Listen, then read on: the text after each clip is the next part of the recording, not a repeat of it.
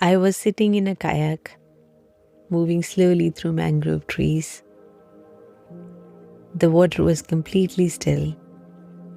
No engines, no voices, just the sound of the pedal dipping in and out of the water.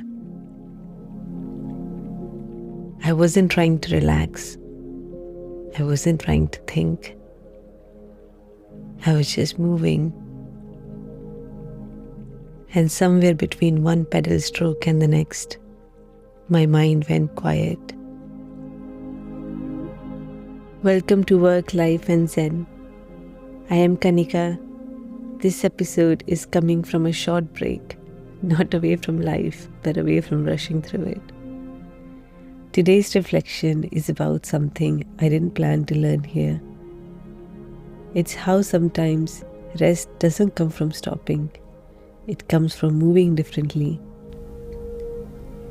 In work and in life, we often think rest means stopping, stepping away, switching off. But here it felt different. My body was moving, my hands were working, and yet my nervous system was calm. It wasn't a revelation, it was a remembering that not all movement is training. Some movement actually restores you. Kayaking through the mangroves felt almost meditative. You move slowly because you have to. The water sets the pace. You can't rush it, you can't multitask, you can't check anything, you can't be anywhere else. And after a while, I noticed my shoulders had dropped, my breath had slowed. I wasn't relaxing on purpose, I was just present. That was the first time on this trip I felt truly rested. Not because I stopped moving, but because nothing was pulling me forward faster than I could go. That feeling stayed with me, and as the days passed, I noticed the same pattern repeating. So instead of calling them lessons, I started noticing practices, ways movement can become rest. The first practice is simple. Move with one intention at a time. When I was kayaking, there was only one thing to do: paddle. At work, we often stack intentions to deliver, to improve, to respond, to be seen. But clarity doesn't come from doing more, it comes from presence. Growth can be slow and still be real, still meaningful, still moving you forward. What if sometimes you did just one thing fully? Even a walk, even washing dishes, even writing one message or an email. Another day I went snorkelling. I was floating in the deep ocean, moving slowly with the fish around me. A turtle passed by, unhurried, completely unbothered. No effort, no direction, just held by the water, breathing. For a while, I wasn't thinking about time or performance. I was part of the moment, not trying to control it. When I came back to shore, I noticed I wasn't tired. This kind of movement doesn't drain you. It reminds you that your body is part of the world.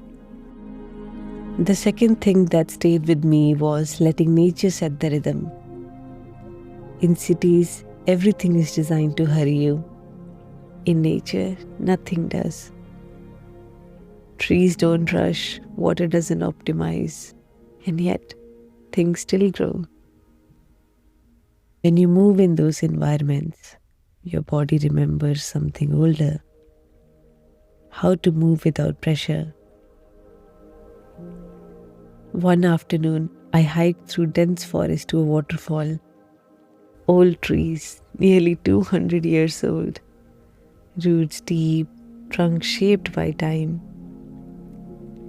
They were impressive, not because they demanded attention, but because they didn't need it.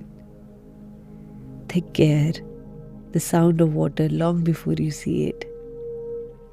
Standing there, wet from the mist, I felt grounded. I felt excited to be there, but not rushed, not tired, just settled. And honestly, that feeling is rare. And it struck me, nothing that lasts grows in a hurry. The third practice is noticing how you feel after a moment, not during, after. Does it leave you lighter, clearer, more yourself? If yes, that's a restorative movement. Protect it. This trip reminded me that rest isn't always stillness.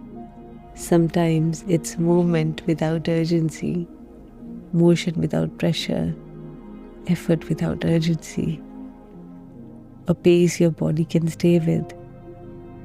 And for me, nature made that kind of rest possible again, even while moving. If any part of this felt familiar, maybe it's an invitation to spend a little more time outside, to let your body move in places that don't rush you, not as a goal, just as rest. Slowing down doesn't mean you fall behind.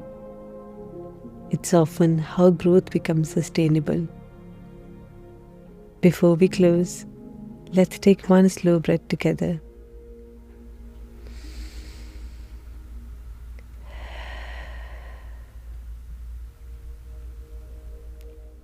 Thank you for being here with me. Until next time, move gently, grow patiently, and take care of yourself.